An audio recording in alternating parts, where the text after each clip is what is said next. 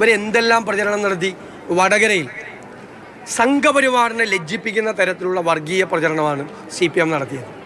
എന്നിട്ട് ഞങ്ങളുടെ തലയിലും ഞങ്ങളുടെ സ്ഥാനാർത്ഥി ഷാഫി പറമ്പിൻ്റെ തലയിലും കെട്ടിവെക്കാൻ ശ്രമിച്ചു. ഇപ്പോൾ മനസ്സിലായില്ലേ, കാഫിർ എന്നുള്ള കള്ളപ്രചരണം നടത്തിയത് ആരാണ്? CPM തന്നെയാണ്. CPM തന്നെയാണ്. വ്യാജമായി ആ ഇട്ടെന്ന് പറയുന്ന യൂത്ത് ലീഗിൻ്റെ പ്രവർത്തകൻ കാസിം കൊണ്ടുപോയി പോലീസോട് പറഞ്ഞു, നിങ്ങൾ എൻ്റെ ഫോൺ പരിശോധിക്കുക, ഉണ്ടെങ്കിൽ എനിക്കെതിരായി കേസെടുക്കാൻ പറഞ്ഞു. ഇപ്പോൾ പോലീസ് പറഞ്ഞിരിക്കുന്നത് കാസിമിന് യാതൊരു പങ്കും അതിനകത്തില്ല. അപ്പോൾ ആരാണ്?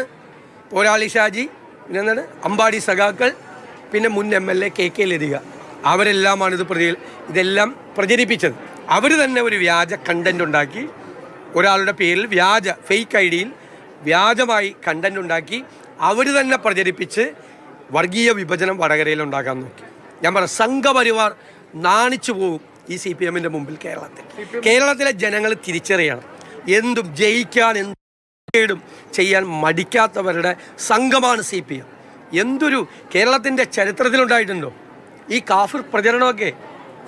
എത്രമാത്രം ഈ ഭിന്നിപ്പിക്കാൻ വേണ്ടിയിട്ടാണ്. അത് തന്നെയല്ലേ സംഘപരിവാർ ചെയ്യുന്നത്. ആണല്ലോ. ഇപ്പോൾ പരസ്പരം പോരടിച്ചുകൊണ്ടിരിക്കുന്നില്ലേ?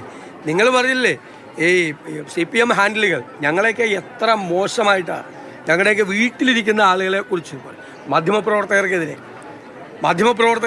വനിതാ മാധ്യമപ്രവർത്തകർക്കെതിരെ, രാഷ്ട്രീയ നേതാക്കൾക്കെതിരെ അപകീർത്തികരമായ പ്രചരണം നടത്തിയിരുന്ന CPM ഹാൻഡിലുകളെല്ലാം ഇപ്പോൾ പീരങ്കി തിരിച്ചു വച്ചിരിക്കുന്നത് എങ്ങോട്ടാ? പിണറായി വിജയനിലേക്കും CPM നേതൃത്വത്തിലേക്കും തിരിച്ചു വച്ചിരിക്കുക. അടിയാണ് തമ്മിൽ, അടിയാണ്, പരസ്പരം പോരാണ്. ഈ ഓരോ ഹാൻഡിലിൻ്റെ പുറകിലും ഓരോ പ്രധാനപ്പെട്ട CPM നേതാക്കളുണ്ട്. അവർ തമ്മിൽ പ്രസ്താവന യുദ്ധം നടത്തുന്നതിന് പകരം അവരുടെ ഹാൻഡിലുകളെ കൊണ്ടാണ് ഈ സംസാരിപ്പിക്കുന്നത്. CPM ഞങ്ങൾ പറഞ്ഞത് നിങ്ങൾ അടിവരയിട്ട് എഴുതി വെച്ചോ, ജനറേഷനാണ്, ജീർണത ബാധിച്ചിരിക്കുകയാണ് ആ പാർട്ടി ബംഗാളിലെയും ത്രിപുരയിലെയും പോകും. ഇത് അവസാനിച്ച് കുഴിച്ചു മൂടിയിട്ട് വാഴയും കൂടി വെച്ചിട്ട് പിണറായി വിജയൻ പോകുമെന്ന് ഞങ്ങൾ തെരഞ്ഞെടുപ്പ് കാലത്ത് പറഞ്ഞതാണ്. അത് തന്നെ സംഭവിക്കാൻ പോകും. തൃശ്ശൂരിലെ കാര്യം കൂടി വന്നാൽ തൃശ്ശൂരിൽ ഇന്ന് വരെ പോസ്റ്റർ വിവാദം നിരന്തരമായ പ്രശ്നങ്ങളാണ്. നിങ്ങൾ കമ്മിറ്റിയെ വെച്ചു, പുതിയ അന്വേഷണ കമ്മീഷനെ വെച്ചു, പുതിയ DCC പ്രസിഡന്റിനെ വെച്ചു. ഞാൻ പറഞ്ഞത് നിങ്ങൾ എന്തിനാണ് ഈ വല്ലവരും കൊണ്ട് പോസ്റ്റ് ഒട്ടിക്കുമ്പോൾ എടുക്കാൻ പോണ രാവിലെ? വേറെ അത് ആർക്കും വേണമെന്ന് ഒട്ടിക്കുക, ഒരു CPM-കാരന് ഒട്ടിക്കാം, ആർക്കും ഒട്ടിക്കാൻ വന്ന് ആരെങ്കിലും രാത്രി ഇനി വേണമെങ്കിൽ ക്യാമറ വയ്ക്കാം, ആരാണ് ഒട്ടിക്കണമെന്ന് അറിയാൻ വേണ്ടി. ഈ പോസ്റ്റ് ഒട്ടിക്കണമൊക്കെ അതൊക്കെ ഒരു ബോധമില്ലാത്ത ആളുകളാണ് ചെയ്യുന്നത്. ആർക്കും വേണമെങ്കിൽ പോസ്റ്റ് ഒട്ടിക്കണ കണ്ടിട്ടാണ് രാഷ്ട്രീയ തീരുമാനങ്ങൾ ഒരു രാഷ്ട്രീയ പാർട്ടി എടുക്കുന്നത്. ഇത് നിങ്ങൾ 2 ദിവസം ആ പോസ്റ്റൊന്നും കണ്ടില്ല എന്ന് വിചാരിക്കാം.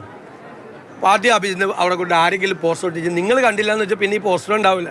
നിങ്ങൾ രാവിലെ ചെന്ന് ഇത് എടുക്കാൻ പോകുന്നതുകൊണ്ടാണ് രാത്രി വന്നിട്ട് വീണ്ടും പോസ്റ്റർ ഒട്ടിക്കണം. അത് നിർത്തി.